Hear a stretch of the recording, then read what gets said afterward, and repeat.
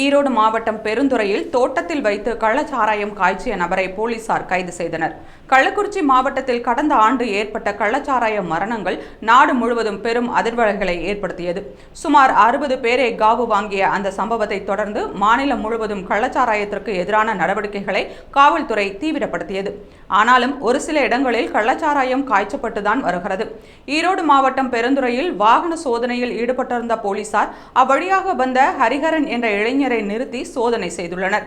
அப்போது விற்பனை செய்வதற்காக 4 லிட்டர் சாராயத்தை அவர் வாங்கி சென்றதை போலீசார் கண்டுபிடித்துள்ளனர். அவரிடம் போலீசார் நடத்திய விசாரணையில் பெருந்துறை மணியம்பாளையத்தைச் சேர்ந்த மகேந்திரன் என்பவர் அவரின் தோட்டத்தில் சாராயம் காய்ச்சி விற்பனை செய்தது தெரியவந்தது.